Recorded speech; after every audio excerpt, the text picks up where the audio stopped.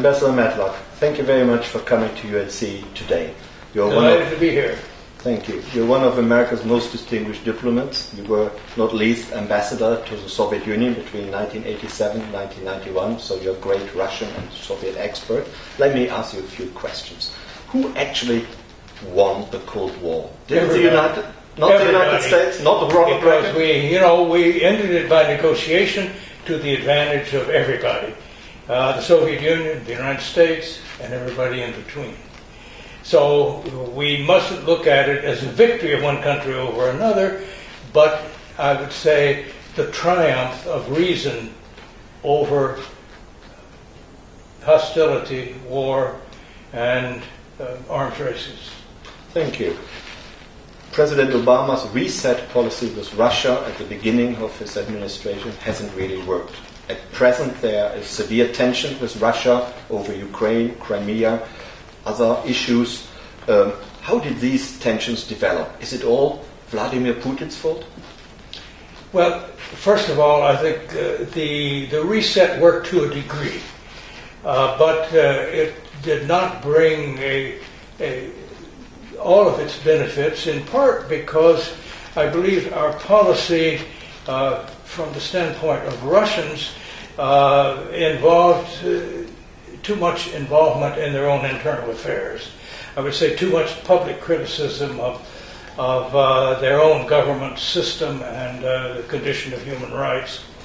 But also the feeling that we were interfering in the governments of some of the surrounding countries, particularly those close to them, and part of them in history, like Ukraine and Georgia, the feeling that we were trying to exert our influence there and to turn them in an anti-Russian direction, I think has been a very powerful incentive for President Putin to raise the degree of nationalism and opposition to what he sees, I think unfairly, what he sees as an American attempt to create hegemony in the world and to diminish the power of Russia. So Putin would really blame NATO expansion, for example? He would blame NATO expansion, but also what we call democratization and what they call the near abroad, that is, republics that were once part of the Soviet Union. And when there are demonstrations, rebellions there, changes of government, he suspects that we are behind it. I think he's wrong, but that is a suspicion. Mm-hmm. Thank you. But doesn't Putin himself exert an awful lot of pressure, undue pressure, on Georgia, the war of 2008, on Ukraine, even maybe on the Baltic states? Absolutely, absolutely. And he would say, well, I think the Baltic states are pretty secure, except rhetorically. But the other two, absolutely. And I think he would say to Americans, well, for close to 2 centuries you've had the Monroe Doctrine.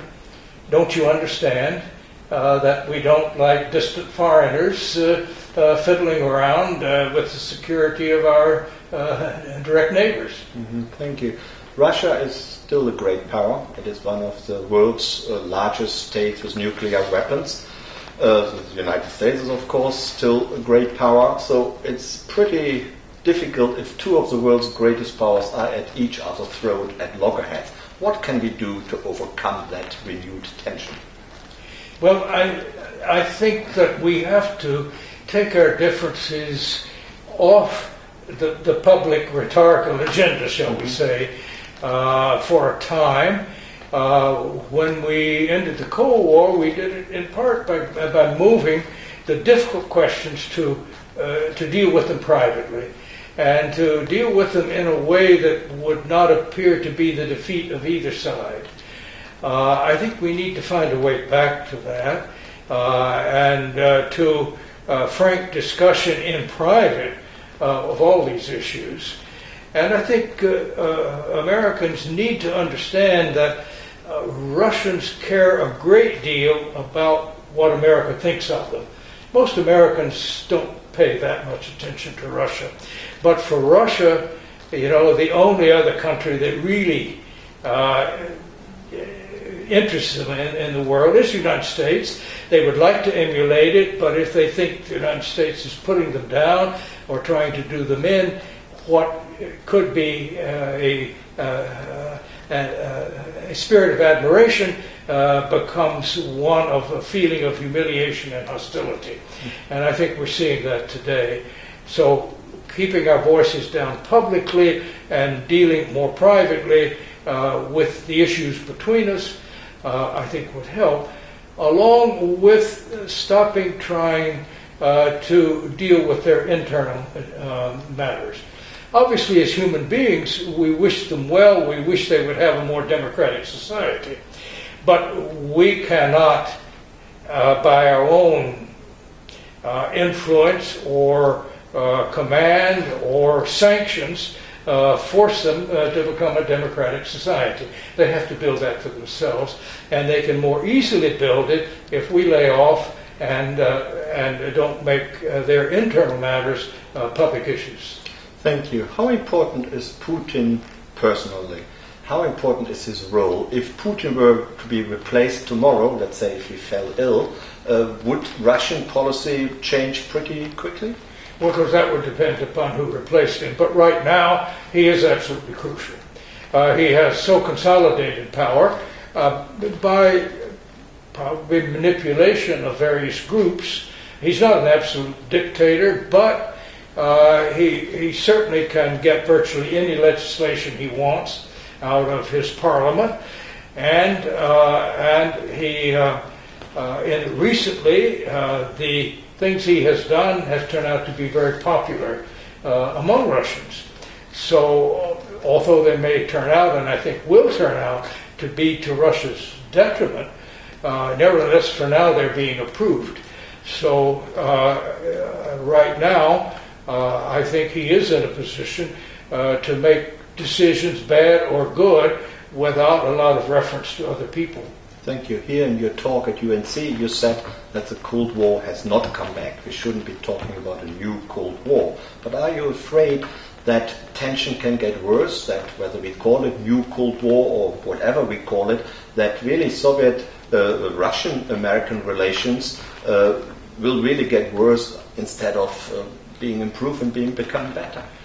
Obviously, they could get worse.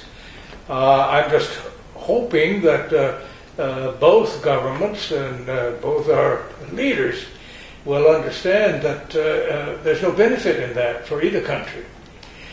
And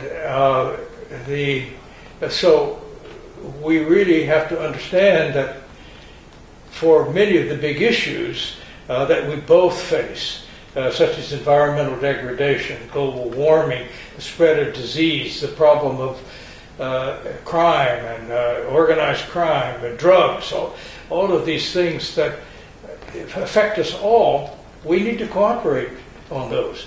And Russia is either going to be part of the problem or part of the solution. And we shouldn't let things, even if we find them distasteful, which we cannot directly improve upon, interfere with our cooperation in the many areas where interests coincide. And is there anything the Europeans can or should do which the United States shouldn't be doing or cannot do? Yeah, I think dealing with the economy, dealing with such issues as human rights, the Europeans, I think, can be much more effective than we are, because we seem much more threatening to them and maybe insulting when we push openly for certain things than if the Europeans, particularly if they do it more subtly and more quietly. So I think many of the issues, such as building a